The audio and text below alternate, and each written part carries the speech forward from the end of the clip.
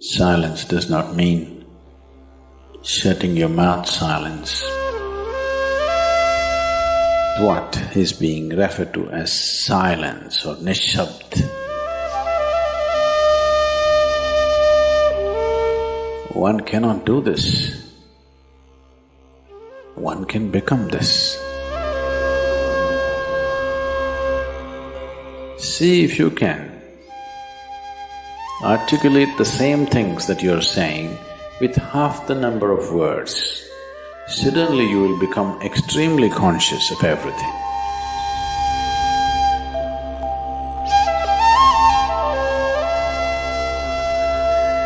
The wind makes its own sound, so does the water.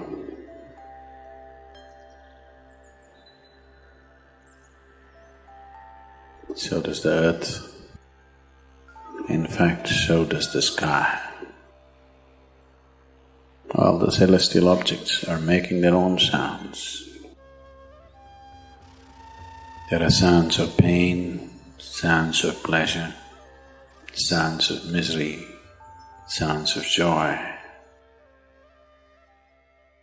For everything there is a sound. With human life, it's very true. Sounds of life, and there are sounds of death, and there are even sounds of silence.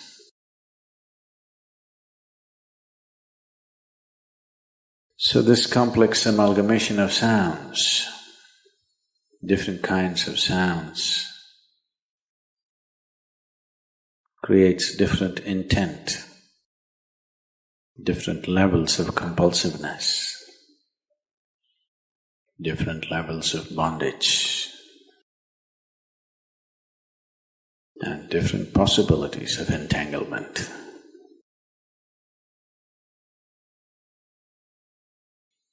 In all this, why one chooses to become silent?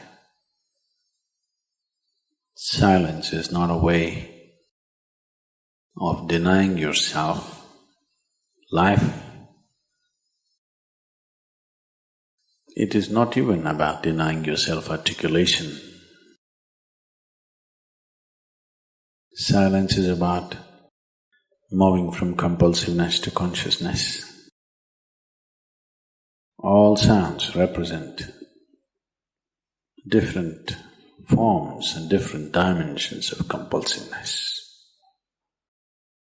When one chooses to become conscious,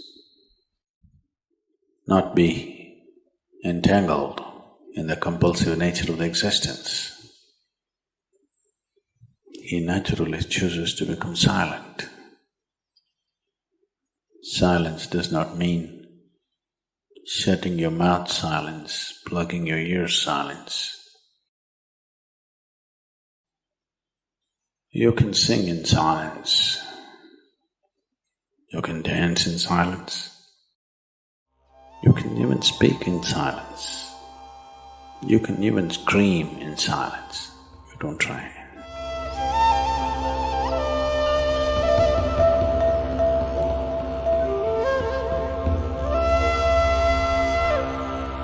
That does not mean when everybody is silent you scream. That is not screaming in silence.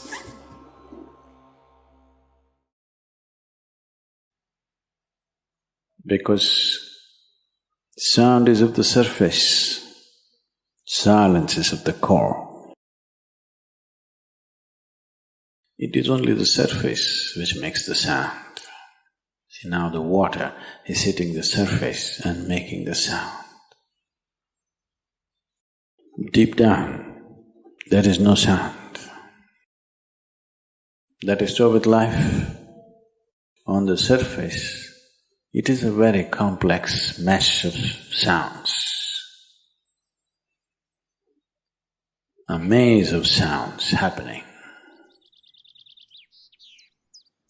But at the core, there is no sound. There is no word for no sound in English language.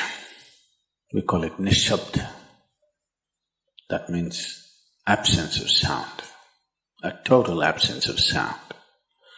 Absence of sound means absence of reverberation. Absence of reverberation means absence of life. Absence of life means absence of creation. Absence of creation means absence of the Creator too.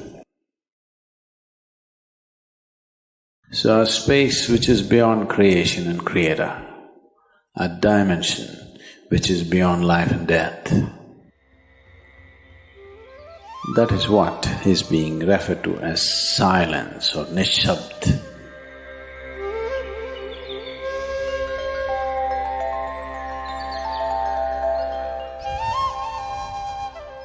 One cannot do this. One can become this. Commonly, there are two words employed to describe this. One is maun, that means you're practicing silence, you're not silent. You shut your mouth and you're remaining in maun. This is not nishabd.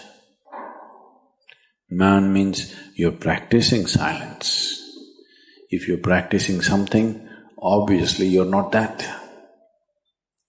Are you life or are you practicing life? I'm asking you.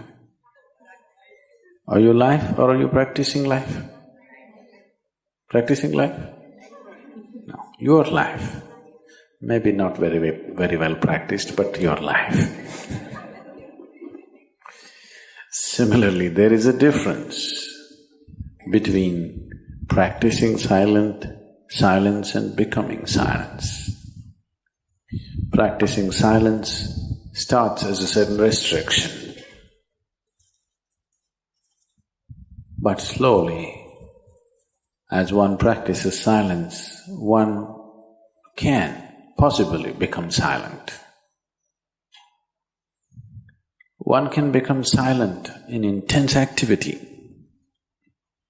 but nobody can keep up intense activity forever. Moments of intense activity are only moments. Nobody can sustain it. You'll expend yourself. Only if you can achieve it in inactivity, it is sustainable. If something is possible only in intense activity, it is never sustainable. In a very intense and ecstatic moment of singing, somebody may become or taste a moment of silence.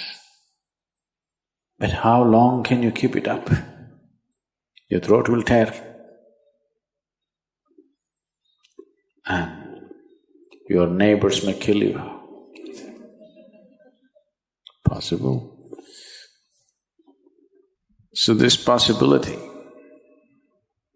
of coming to silence or becoming silent also means to become still, to become utterly still. Stillness can be achieved in so many ways. If you watch a snake, he's still. If you watch a tiger which is on a hunt, absolutely still, charged but still. These are all different dimensions of stillness practiced for survival. If a snake moves too often, he'll get killed. If a tiger does not know how to be still, he'll never get his food. These are all acts of survival. A human being, for survival, he has to be active. Only when his vision falls upon something which is beyond survival, then he will think of stillness. Then he will understand as he observes himself, as he notices the complexity of one's compulsions. He understands the only way to solve it is to become still. to train this body, to train this mind, to become still.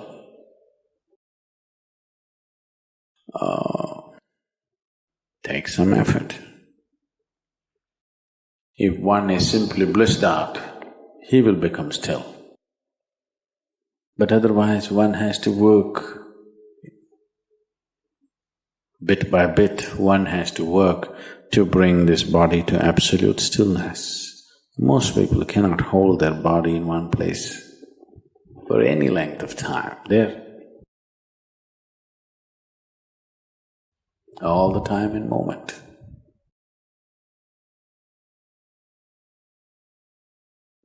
As it is said, a man is ill only because he does not know how to be still. Because in stillness, you are in touch with a dimension way beyond creation. Once one is in touch with that, there is no such thing as illness. If I sit here and the body rots and falls down, still there is no illness, it's just there.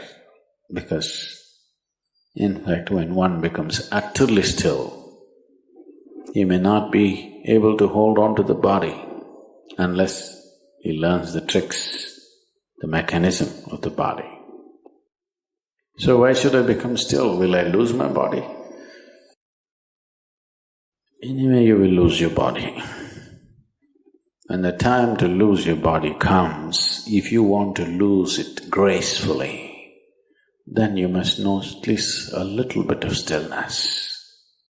If you want to put your body down like you can put this piece of cloth down, with the same ease, with the same gracefulness, then you need to have some stillness in you. Otherwise, you and your body, you have to be torn apart, which is an ugly thing to do.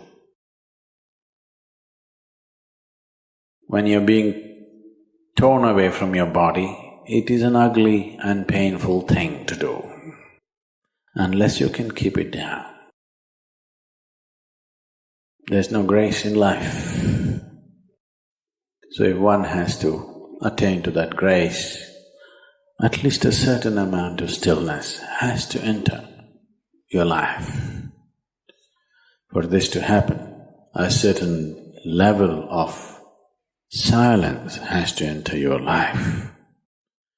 If right now, if it is not coming, at least practicing a little bit of Maum. In an hour, if you're speaking 1,573 words right now, how many more? How many words do you spit out in a minute?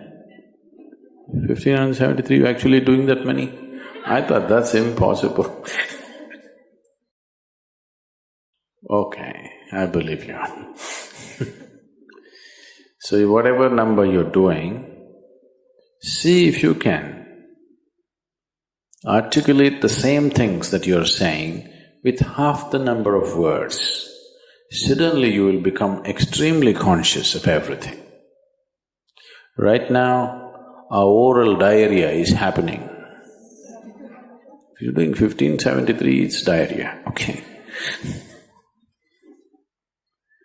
Now, if you have to hold back half the words and still say the same things, now you have to be very conscious, otherwise you cannot say it. Just try this and see. Tomorrow, one day.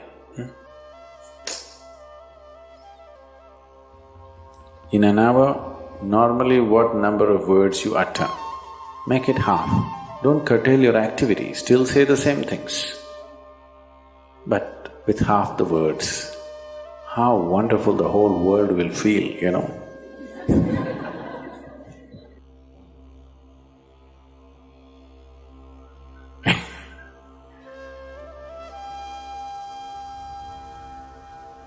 World will be a wonderful place, I'm telling you, tomorrow, if everybody does this.